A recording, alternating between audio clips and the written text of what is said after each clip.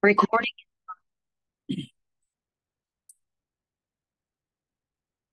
So who gets tube feedings? So this can be short term or long term. So anytime we have acutely sick patients who for some reason or another cannot take anything by mouth. So it can be short term or long term.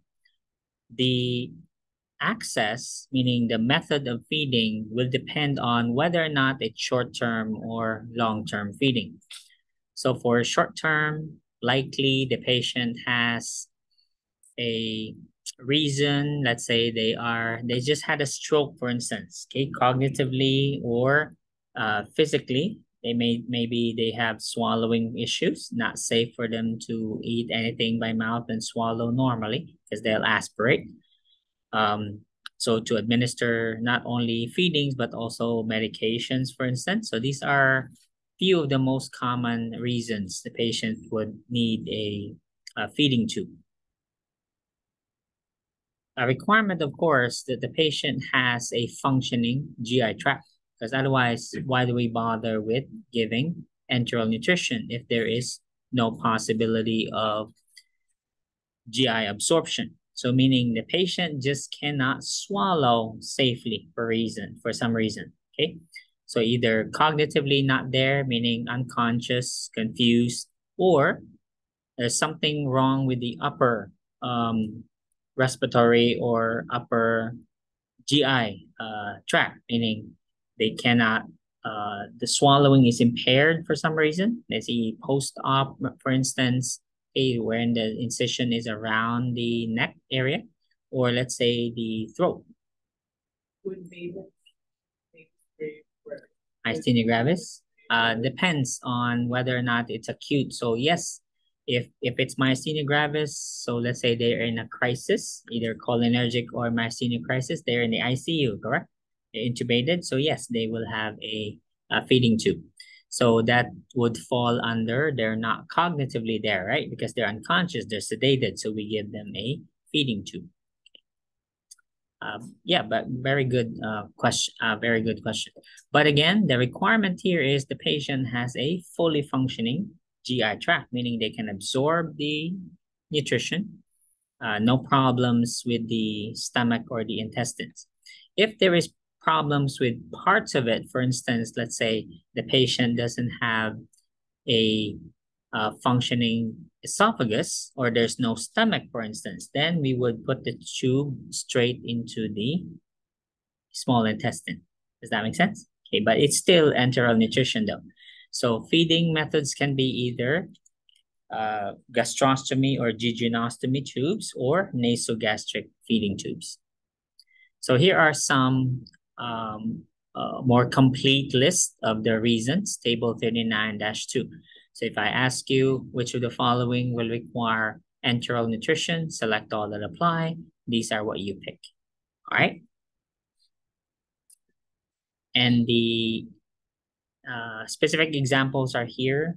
Okay, they're already laid out for you. If the feeding tube is via nasogastric, either oral, gastric, or nasogastric, number one complication is always aspiration. So the food can enter the airway. Okay, that's the problem with this method of feeding. If the feeding will last longer than 4 weeks, it doesn't matter. It doesn't make sense injuring the mouth or the nose. Imagine having a tube stuck there for longer than 4 weeks. Okay, so that will cause trauma. That's traumatic to the mucosa, not to mention the increased risk for aspiration. So therefore, we switch to a PEG tube or gastrostomy or jejunostomy tube. Make sense? Okay. I won't test you on the concentration because we're not really nutritionists, so we're not involved in choosing or preparing the formula. So this will be sent up to us. Our only role here in this section is to make sure we are giving the correct feeding. Are we clear? right? So whatever is ordered, that should be what's hanging on the pole, on the feeding pump. And the rest of the roles, our responsibilities would be monitoring for complications related to the feeding and to also make sure that the patient has adequate nutrition. Okay, so all part of evaluation. Okay? Monitoring response to therapy.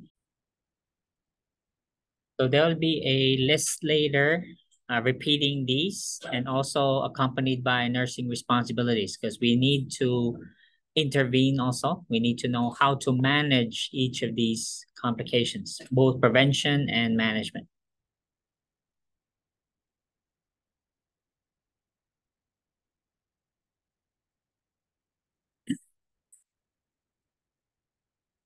So first is the nasogastric tube. So this can be inserted at the bedside, no need to bring the patient anywhere. So nasogastric tubes can be inserted right at the bedside. And then the placement is confirmed by X-ray. So the number one type of feeding tube is the Dobhoff feeding tube. It's a small catheter, usually 12 French size. So this is good for up to 2 weeks use, 6 weeks use. Although, what did we say again? If the patient requires how long of a feeding, we switch to, okay, 4 weeks. Okay, but technically this can be used up to 6 weeks. They do get clogged easily because these are small bore tubes. Okay, so when you use this, I implore you, when you administer medications through these things, please be patient with your medications. Prepare them ahead, dissolve them ahead, so you don't have problems clogging these tubes. Are we clear? Okay, so they do get clogged very, very easily. You're impatient, you did not prepare ahead of time, you left your crush medication on the cup, poured water in it, expecting, oh, this is good to go. No, they get clogged because what will always powder that's not very finely chopped do? When you put it in a solution, what will it do? It will settle in the bottom. So what will it do, therefore, when you put it into the syringe and then administer? What will happen to those? It will still settle down at the bottom. So therefore, when it goes down into this small, tiny bore tube, what's definitely going to happen? It's going to clog the tube. And then now the patient can't get any feeding because you clogged the tube.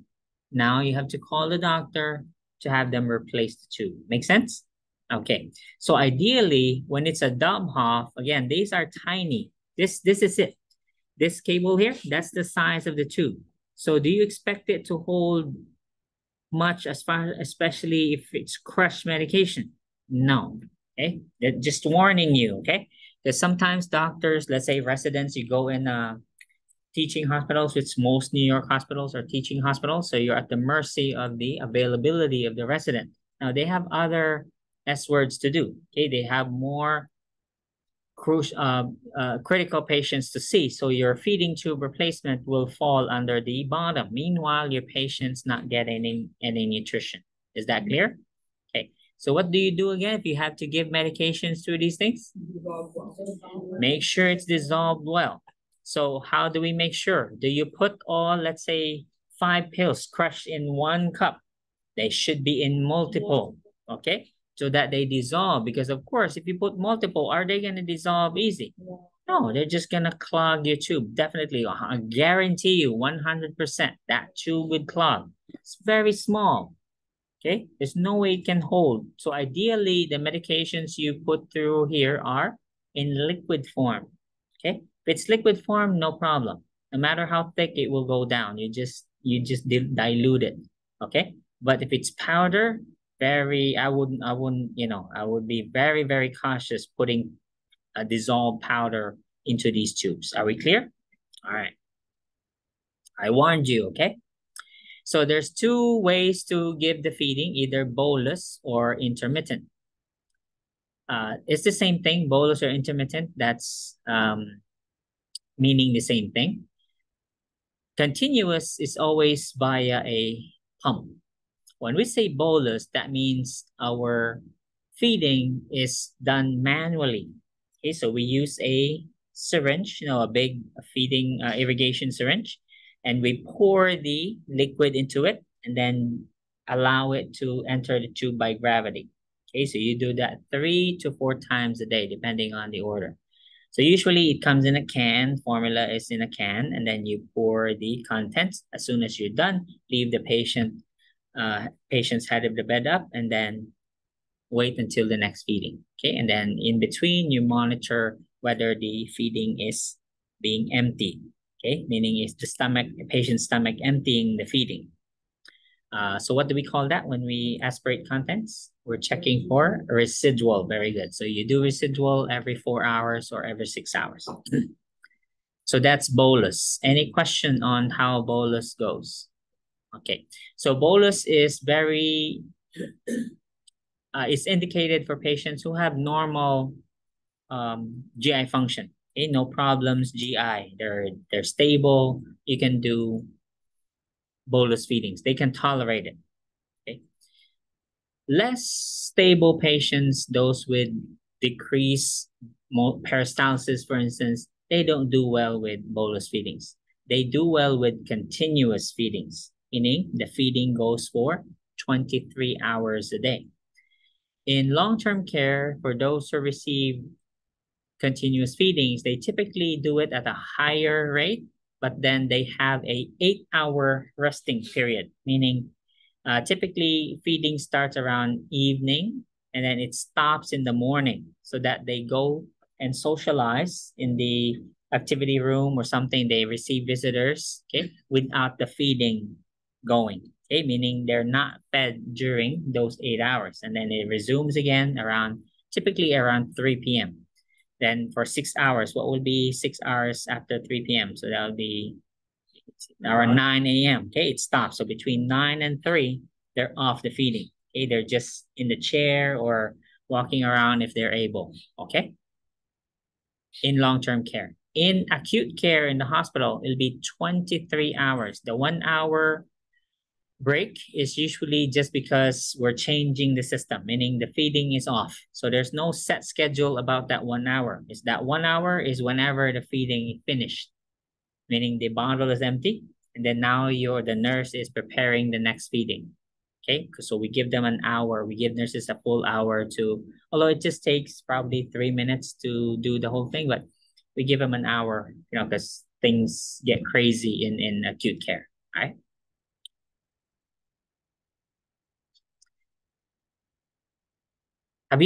Who has done this in clinical? Bolus feedings.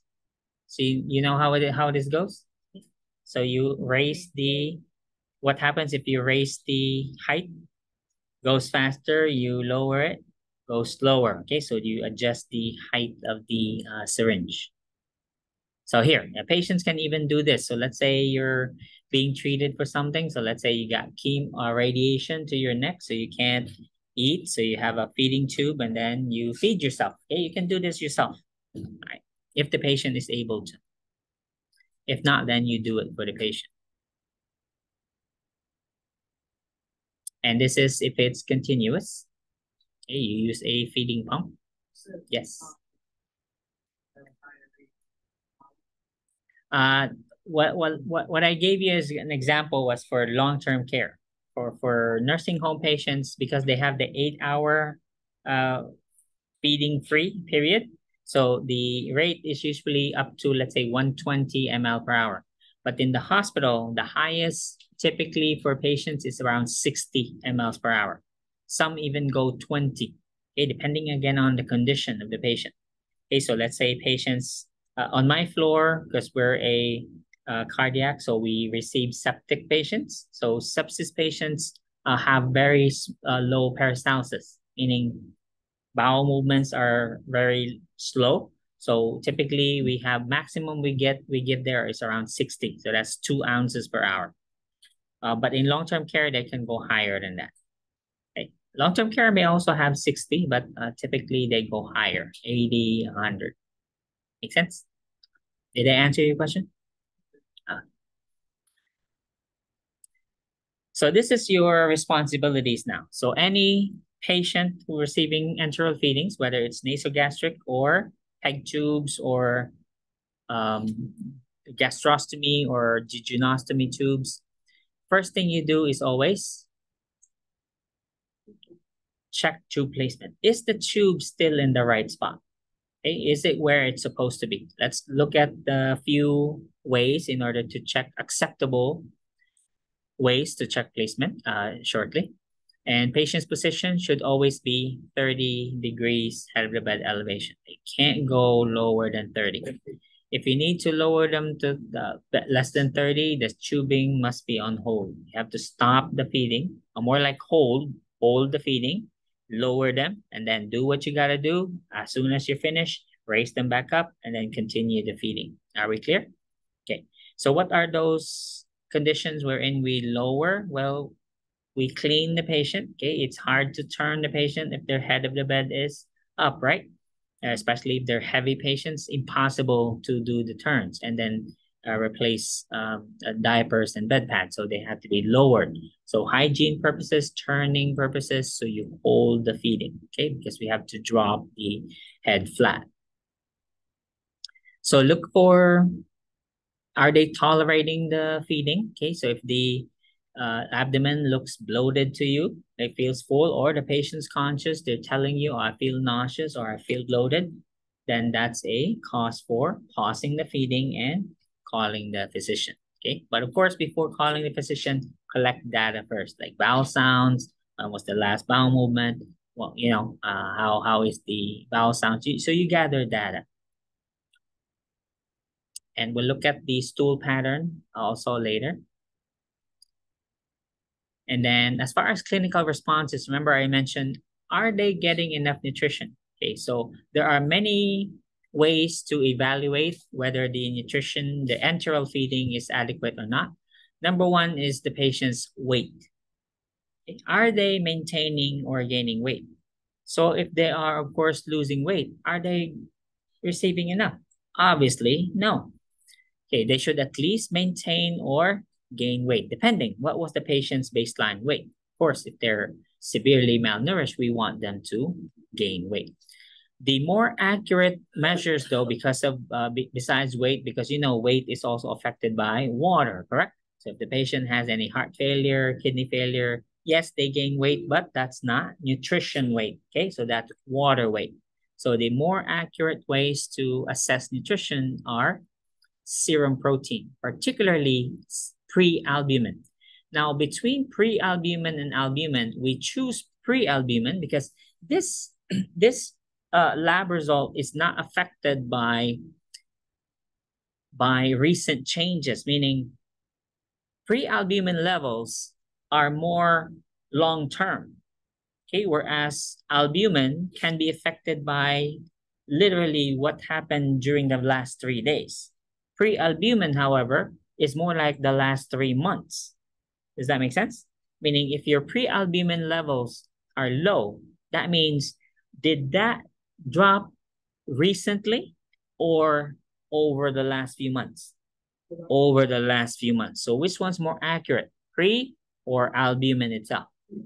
Pre-albumin is more accurate.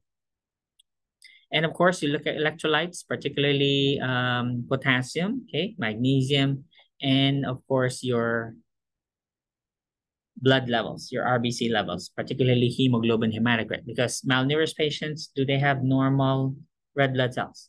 No, they will become anemic. And because these are formula, we sometimes forget that the patient needs water as well. You may argue, well, then the formula is water. Technically, yes, it has a water base, but it's not really water. And the patient still needs free water, okay, in between.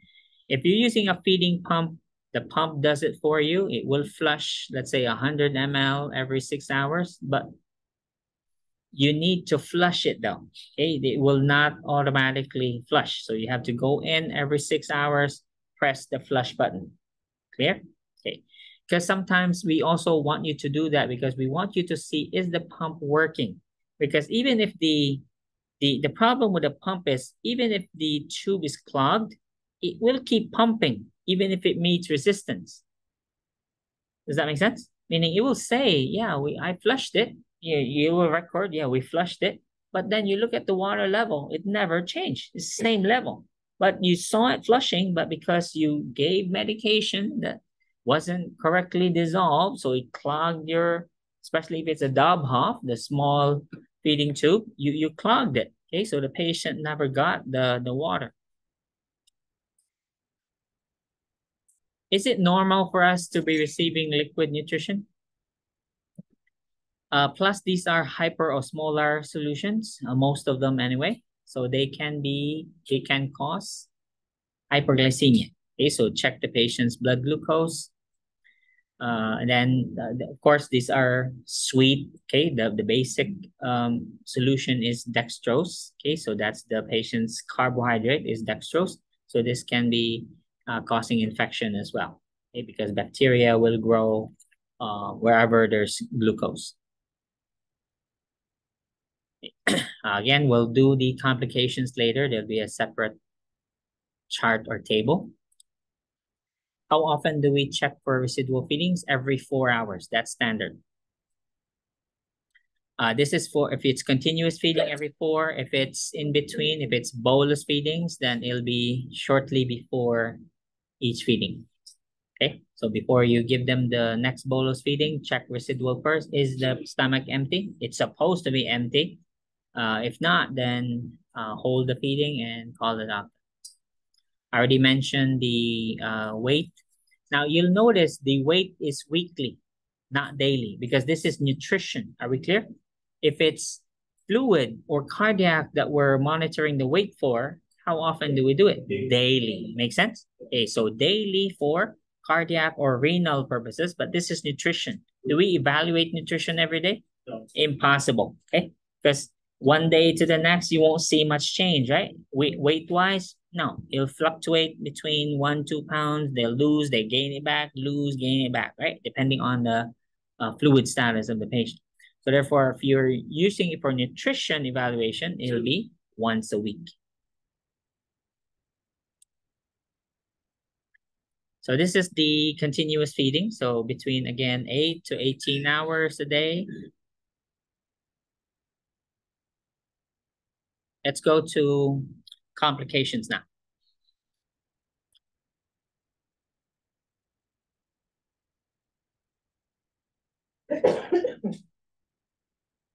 Okay, now complications are later. So let's look at our routine responsibilities.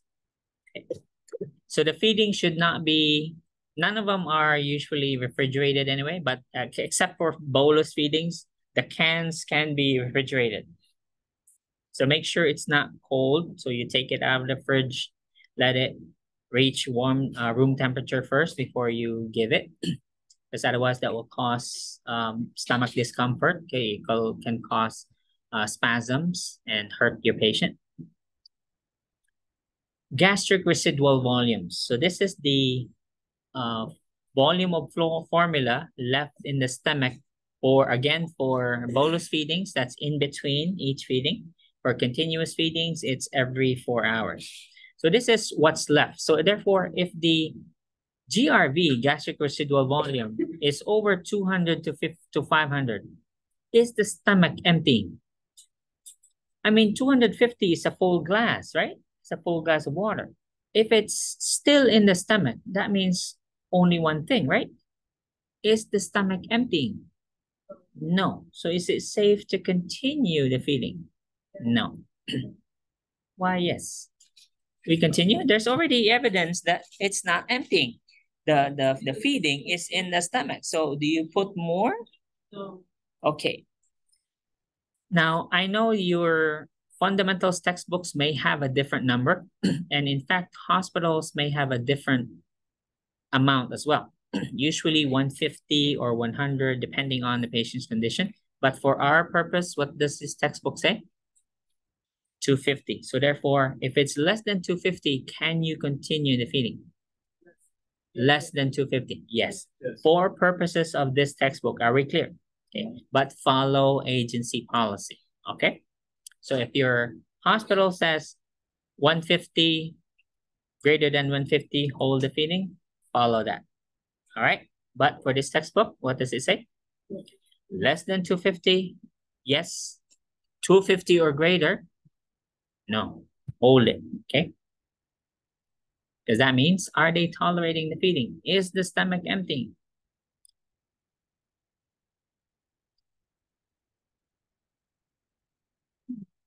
So other manifestations, if it is, if the patient does have high GRVs, gastric residual volumes, then that means they will have other manifestations as well, which are bloating or distension, discomfort, vomiting, or nausea.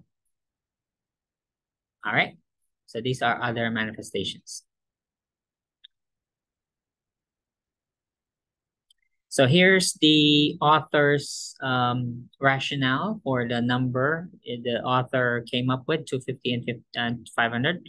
So here, research findings show that GRVs between 250 and 500 did not increase the blah, blah, blah. Okay. So again, although feeding should be held, again, follow protocol. Are we clear? Okay, so our responsibility again is to make sure that that feeding does not get clogged. So what do? Can we mix medications haphazardly? No, they should be, ideally it should be liquid. But if we have to crush medications, make sure they're separate. Okay, you spread it out and they are thoroughly dissolved. Okay, now I don't mean totally liquid. I mean, it's impossible, but at least no solid particles. Okay, nothing at the bottom. Does that make sense? Meaning, if it is you have to create a solution, meaning a suspension, because you had to crush a pill, make sure it's nothing is settling at the bottom. If you have uh, um, pill pieces in the bottom, what will it do in the dub hop? It's gonna guarantee 100% it's gonna clog that. Another is to flush the tube in between medication. So medication flush before and after medication should be a 30 ml flush. It's not much. 30 ml is what, an ounce, right? So it's not much. So how often do we feeding and flush, and when do we flush? Okay, before and after intermittent or bolus feeding, before and after medication, and also after checking residual. Okay, because there's feeding or formula in the tube when you aspirate for GRV. Every 4 for continuous, or when the feeding is not being used. Okay, so you flush it just to maintain that the tube is patent. Okay.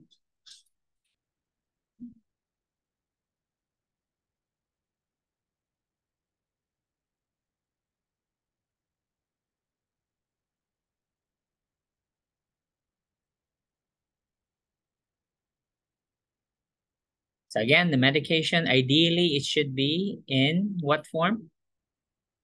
Should be liquid, as much as possible liquid. But if some medication don't have a liquid form, so if you have to crush again, make sure it's really fine enough to snort. Okay, so if it's really that fine, then it will dissolve well.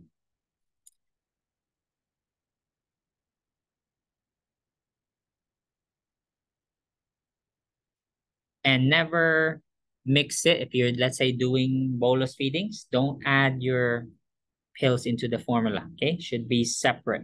Okay, never mix it because you never know what will form.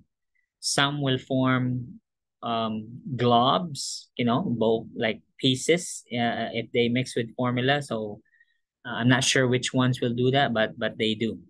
So keep them always separate. Don't mix it. So mix the medication to water. Always water.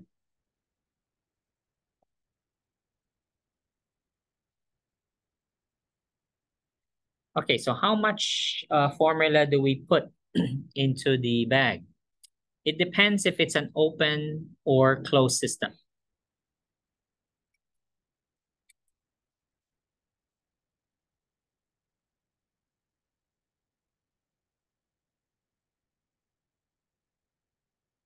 An open system is if the formula comes in a can and you have bags like this.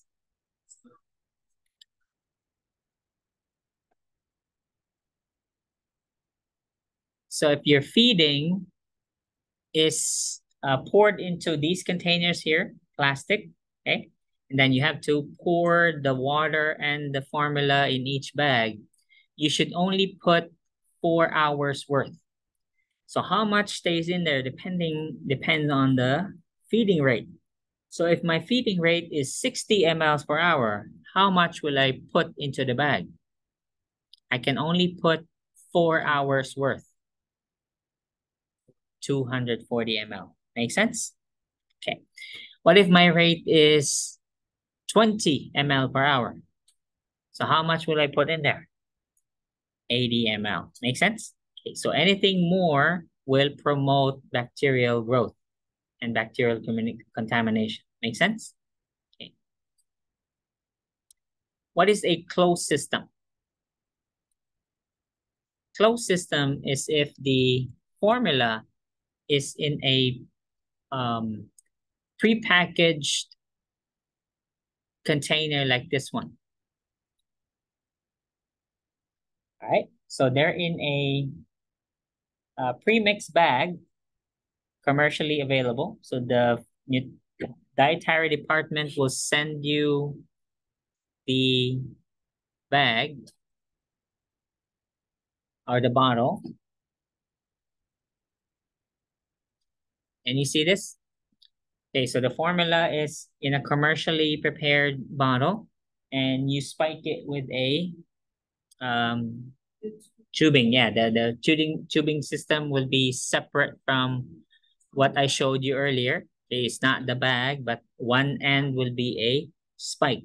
Okay, don't worry, you can't mistakenly give enteral feeding IV because it's a different tubing. Okay, unless you're a criminal, you know, you're a psycho wherein you deliberately spike a IV tubing into this thing, but it's close to impossible because it has a different port. Okay, and the spike port for this one is not gonna fit in an IV either. Okay, it has a cross end, kind of like a Phillips screwdriver shape. Yeah, so it's different. Okay, it's I mean you can't. Okay, you have to be really a real psychopath in order to accomplish a murder through this one, through these means. Okay, so you have to be really a psychopath. Not even incompetent nurses can do it. Let's say you don't know. Okay, you just let's say you're one of those that bought diploma, for instance. Okay, and then managed to get the NCLEX or you know what for whatever reason. Okay, no, impossible.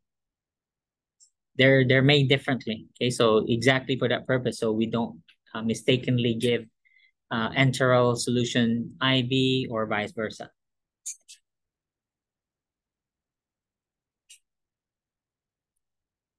All right, so let's look at now some complications. Because the patient's food is liquid, does that mean they will have diarrhea? Not really. Okay, let's look at, sorry? Again, no. Just like, think of it this way. Babies eat nothing but liquid, right? Does that mean babies always have diarrhea? No, they have formed feces as well. Okay, so I rest my case, right? Meaning doesn't mean liquid comes in, liquid comes out. No, babies are the number one proof. Okay, they have. Some babies even have constipation, right? Depending on the formula. You see that? Okay, so that's proof there that liquid doesn't mean liquid in doesn't mean liquid out. So if the patient does have frequent, okay, I mean frequent diarrhea, that's abnormal. Occasionally diarrhea, so yeah, that could be possible. However, that should not be if it's frequent. If it's every bowel movement is diarrhea, is liquid, that's not normal anymore. Usual cause is intolerance, meaning the stomach doesn't agree with that. Okay, it stimulates peristalsis. That means the patient's GI tract did not agree with this type of formula. Not good. Okay, so they're having liquid stool. So all you do is call the doctor. Hey, diarrhea 3 days now. Hey, what do you want me to do? Okay, let's try a different formula, and then we'll take it from there. Let's finish the again. If it's always diarrhea, is that normal? No, that's never normal. Diarrhea is never normal. Are we clear?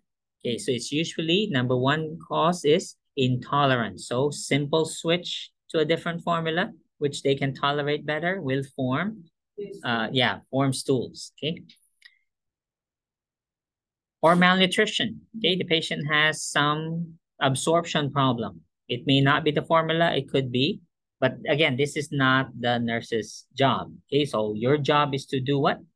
Report, feed, and then report the diarrhea. Okay, so report that, the doctor will have to investigate. Is this a malnutrition, malabsorption problem? Or is the formula intolerance problem?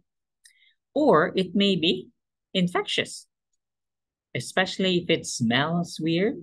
Okay, so it could be a infectious process. So you send a stool specimen, get an order, and then send the specimen. And here are other possible causes. Let me discuss the dumping syndrome. Okay, because our bodies were not designed to have liquid nutrition 100%. Okay, we're designed to eat solid stuff, right? So therefore, this is possible, meaning because it's liquid, not solid or semi-solid anymore. So it tends to not sit in the stomach normally, meaning it tends to stay shorter. So this can lead to dumping syndrome, meaning a lot of the feeding goes into the intestine at one time instead of gradually.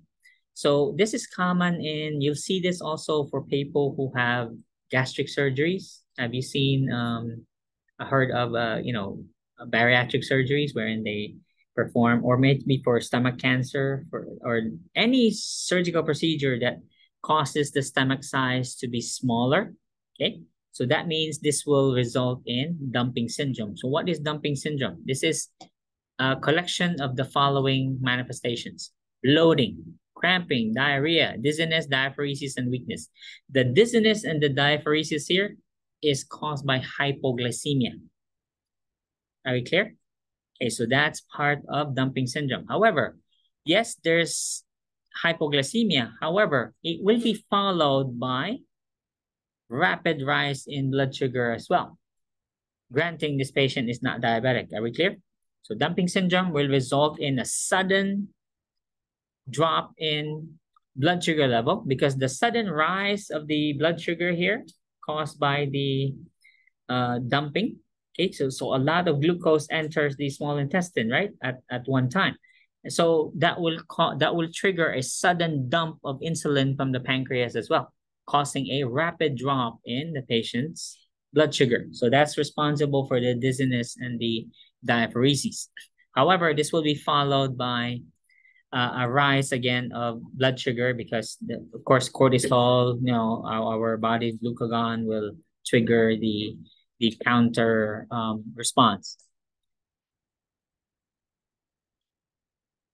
And imagine having this multiple times a day. Okay, it's good if it just happens once, but if it occurs every feeding, can the patient tolerate that? No. So dumping syndrome is serious, so it has to be addressed.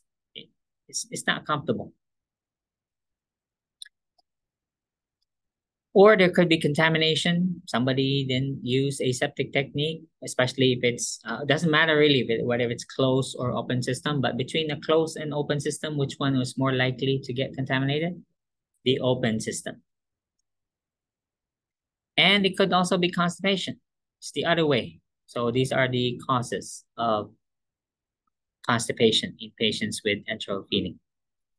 So here is as promised, the summary of the complications are in table 39-3.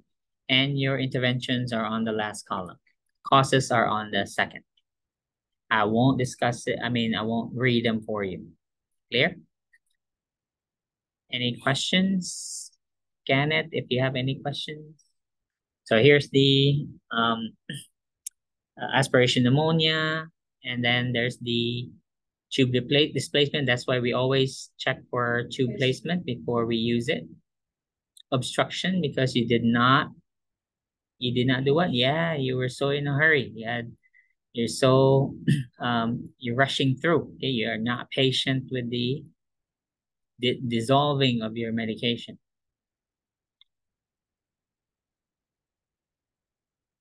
Here's strategies on preventing the very undesirable sensation of dumping syndrome. And that's it for enteral feeding. Any questions? Okay, let's go straight to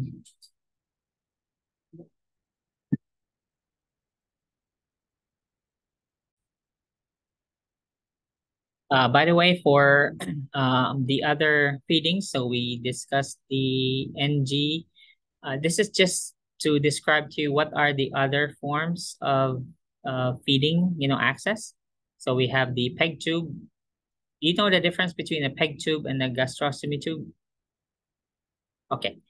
PEG tube is only inserted by a physician.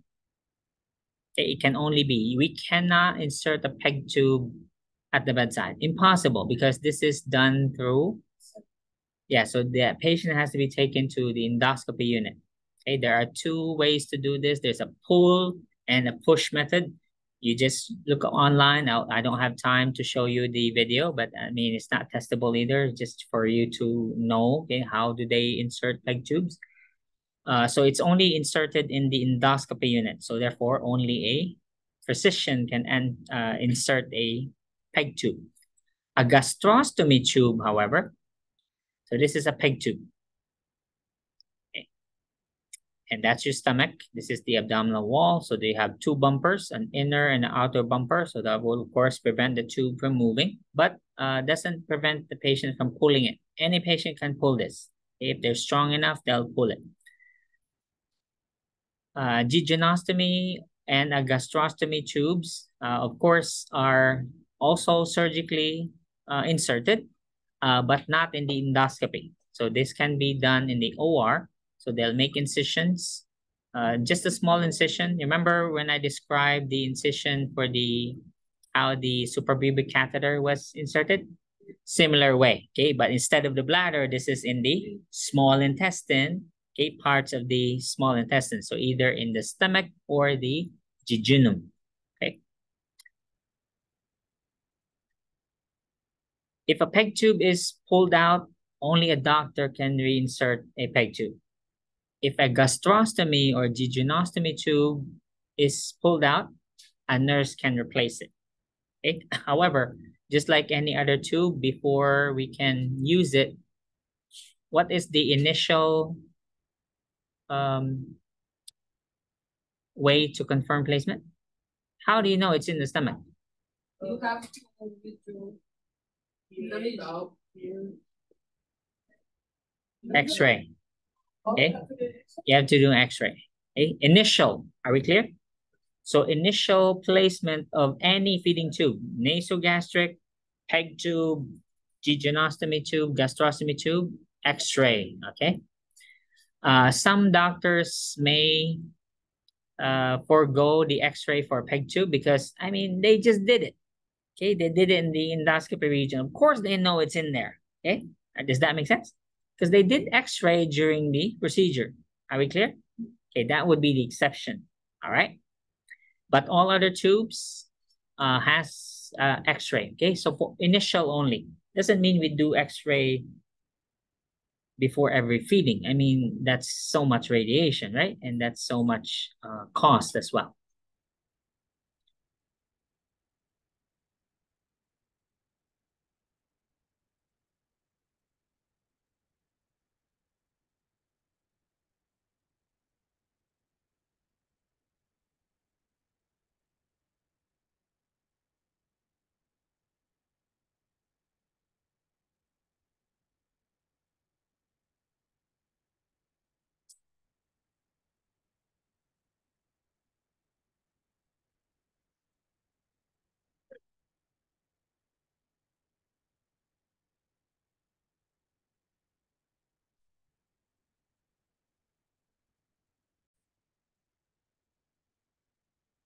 Okay, last topic for exam 2.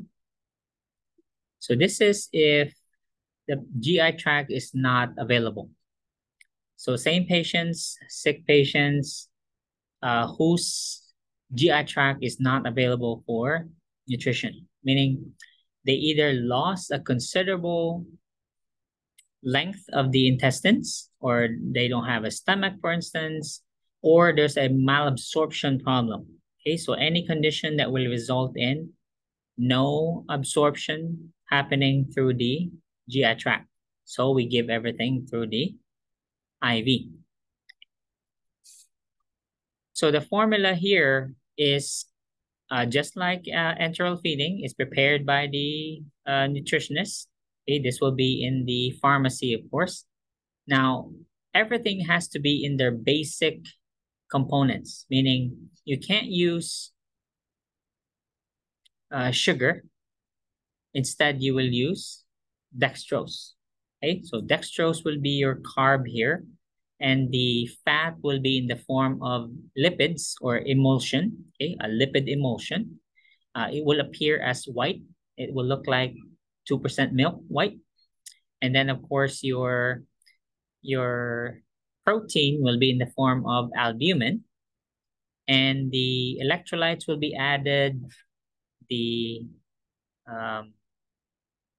insulin will also be added into the solution because the dextrose solution here is very thick. The basic solution here is about 10% dextrose. That's a lot of sugar, right? I mean, most of our IV fluids are only 5% dextrose, right? So this can be 10 or even 20% dextrose. Now, because we have logistical problems, we have frequent floods, right? We have storms wherein we have conditions with logistics. Delivering products is a problem in some areas, right? I mean, and these are heavy solutions, right? Because they're liquid. So anything wet is heavy, correct? I mean, these are 2-liter bags of solutions. So can a drone easily carry loads like this? Okay, so it's limited also. Probably a drone can deliver a few, a small box. That's it. So they can't. So you need UPS because these patients will require weeks worth of these solutions. Just imagine not having any. So how are you going to eat?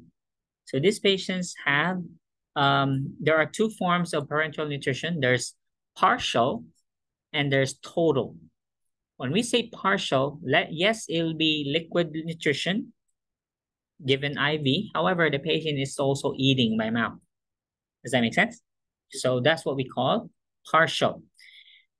So that's called PPN, partial parenteral nutrition.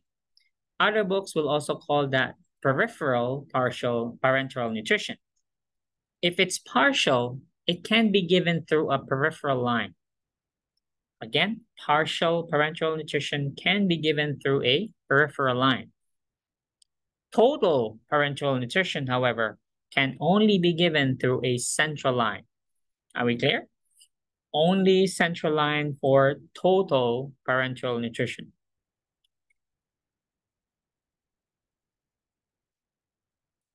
So obviously, these patients are malnourished before we got to this point.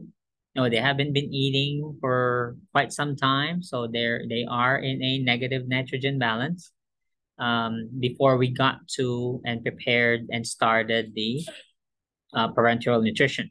Okay, this can happen also quickly, but when we say quickly, that means we will have to start with partial first, partial parenteral nutrition. Can do it through a peripheral line, and then the patient, of course, needs a long-term IV access, which means it's a PICC line or a tunneled catheter or a port. Yeah, question. Sorry? Oh, okay. So again, long-term central lines are preferred here over short-term because short-term, of course, has less protection, which number one, what do you think will be the common complication here because of the route?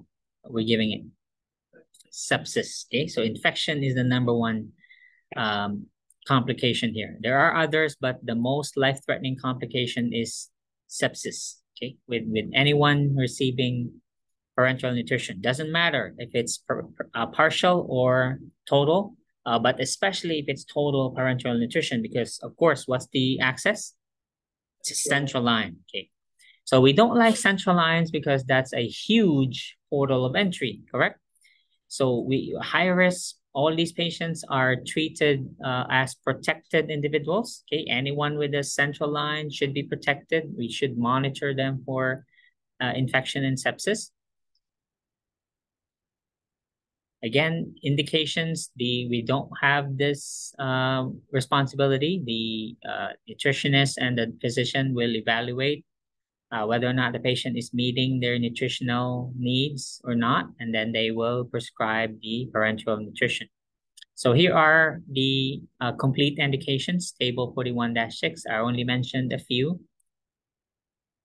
Okay, so those who have no GI tract available, or if there is, but then the absorption is an issue, then they will receive parenteral nutrition. So these are heavy bags, 1 to 3 liters. Average is about a 2-liter bag. So this can be happening at home, meaning not all these patients stay in the hospital. They can go home on this. They can have portable IV pumps, battery operated. We put the bags and the pump in a discrete backpack. Okay, we have different designs. You can have one in leather. We can have one in a cheap canvas, depending on the patient. So let's say you have some CEO of, let's say, Amazon, okay, who needs total parenteral nutrition. So they can keep this in a nice looking folio, okay, and then we can have straps holding the IV solution and the tubing and the pump discreetly, and then they carry this around, okay, either as a backpack or just handheld like this. But if it were me, I put it in the backpack so I don't have to carry it with my hands, and it'll just be connected to my central line. Okay, so they can go about their business. The hassle is, how is it given? Bolus, intermittent, or continuous? There's no option for a bolus. It goes on for a 24-hour period. Well, it says 24, but technically it's also 23 because the solution has to run out at some point, right? So you have to have time to prepare the next one. Okay, so you prepare just like what you did in lab. So you have an IV tubing, you spike the bag, prime the tubing, put it on the pump. No different. The pump, however, is smaller because it's portable, right? So it's a smaller pump, smaller than our small pump over there. And the bag, of course, is huge. Okay, it's about 2 liters. Some again can be 3 liters. Okay, depending on the patient's metabolic needs. If they have higher metabolic needs, then it'll be a 3-liter bag. Makes sense? Okay. The important thing here is infection control. So the patient can be trained to do this. Believe me, I've done home health and I've trained patients who have these cases, and they learn faster than students. Why do you think that is? Themselves. Besides that, they're the ones that are affected here. They will die if they do it wrong. Students, what will happen to the student if they do it wrong? You start over, right? Let's say next week we do skills testing. You screw up the first attempt, what will we do? Do it again the second time. These patients, what will they do if they screw up the first time? They're dead, okay? They become septic, and then, yeah, they could get lucky. They survive. We treat them with antibiotics, but what if they don't? So therefore, do they have more invested here? Yes, believe me, they learn really fast. And when you observe them, demonstrate, they do it perfectly. Okay, some of them even overdo. Like they do an extra alcohol wipe, okay? Wipe it for 10 seconds. They do it for 20 seconds, okay? which is very good, right? You can see, okay, these patients are serious, okay? So, they have a lot to lose, okay, because they're doing it themselves. If the patient is unable to or unwilling, of course, we have home health care doing it, but most patients we get in home health, they want to be independent, okay? So they want, I want to do it myself. And again, they do it better, okay? Sometimes they don't even trust nurses. Let's say you're a covering nurse, they don't know you, and then you're the one doing it. They'll watch you like a hawk, okay? If not the patient, it's the family members going around, breathing down your neck, watching you. Are you doing it correctly? Okay, because again, what will happen if you do it wrong? Patient gets an infection. Okay. Okay, so just like anything IV, so nothing different. So you observe the solution. If it looks cloudy, looks contaminated, don't use it. Okay. The TPN should be given through a filter. So there will be an additional attachment. So it's just this long. Okay, so you attach it at the end of the IV tubing, and then you attach it to the patient's central line. Okay, so there's a tube this long, an attachment, and it has a filter in there. Filter because there is the lipids are given here. Remember, there's two bags here, one with the TPN. Lipid, the fat content is not it can't be mixed with the uh, protein, and the protein and the carb can be mixed in one bag, meaning the dextrose and the albumin in one bag, but the lipid can't. So the lipid in a separate line, separate bag, and that's why there has to be a filter. Okay. They all mix in the bloodstream, but they can't be in the same tubing. Does that make sense? Okay, so that's why they have separate IV sets. Okay. So before the therapy, of course, we have baseline labs, baseline weight, okay, and then so we can observe the patient. Again, here's the PPN. Here's the partial I mentioned earlier, also called peripheral parenteral nutrition.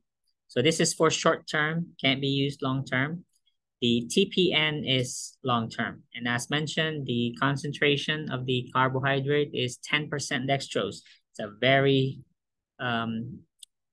sweet and thick solution. That's why we require a central line. We need a large vessel for these solutions. They're very thick. If, let's say, you run out, so again, severe storm, winter storm, whatever storm, flooding, we can't deliver your TPN solution, you will be left with dextrose. Okay, you won't die because you have dextrose as backup. Okay, so and whenever the TPN solution is not available, you will receive sugar only. Okay, which of course will keep you alive indefinitely. You just become a bit malnourished because you don't have the fat and the protein. Make sense?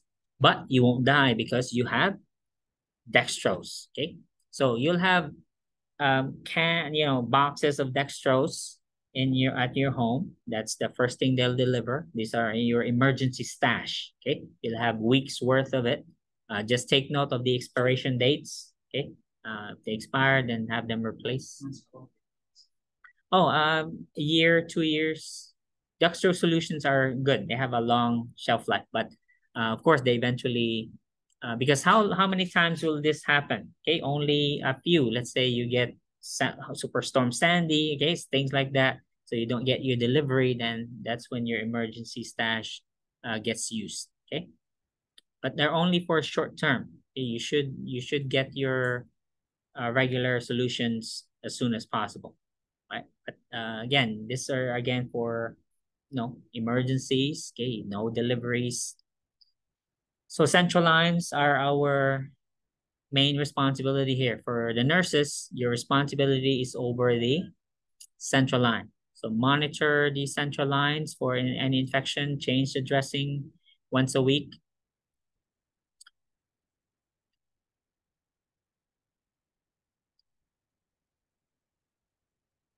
And you guys did the practice, right? We did the central line dressing changes. Okay.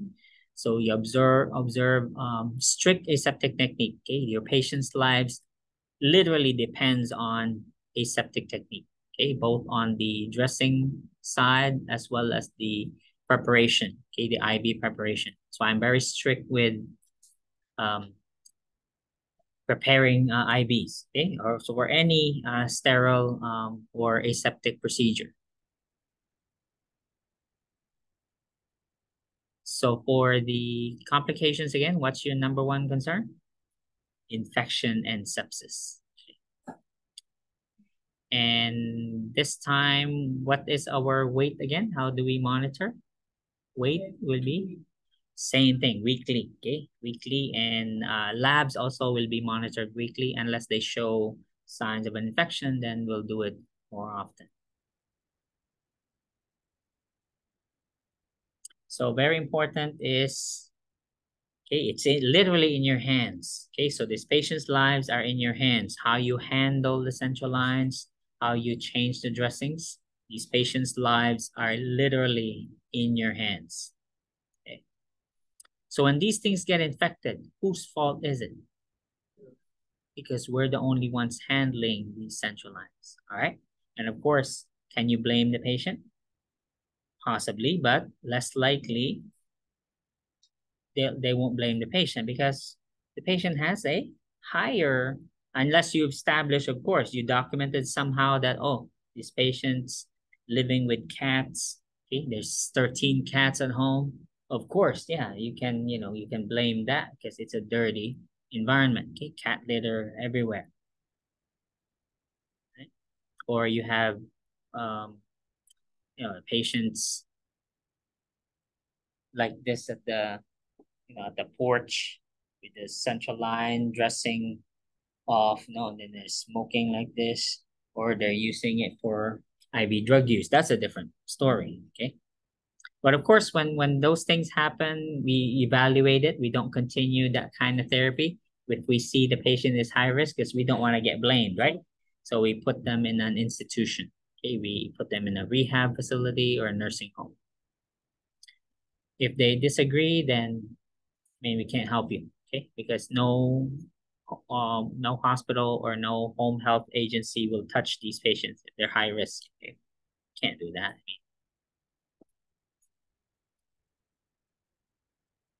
And besides the infection, these are site-related usually. So this table here, 41-7, is related to the site because most complications are in the related to the central line. Except of course hyperglycemia, which I mentioned earlier, so that's also a complication. But these are related to the insertion of the central line, like a pneumothorax, air embolism. These are all from the site, okay, site-related complications. I mentioned sepsis already. I mentioned hyperglycemia. The solution again is what? Is it iso, hyper, or hypotonic? The TPN solutions. 10% dextrose. Very hyper. These are very hypertonic solutions. So therefore, where will fluid movement go? You put a hypertonic solution. Osmosis. Low to high. Out of the cell into the bloodstream. So that's why, what did I say is included in the solution? Insulin, okay, to keep the sugar right, because to prevent hyperglycemia. Okay, so there will be insulin here. So the provider is notified, and then the pharmacy will add what? Insulin into the feeding formula, into the solution. Or you could have hypoglycemia. Okay. That's about it. Any questions for next week?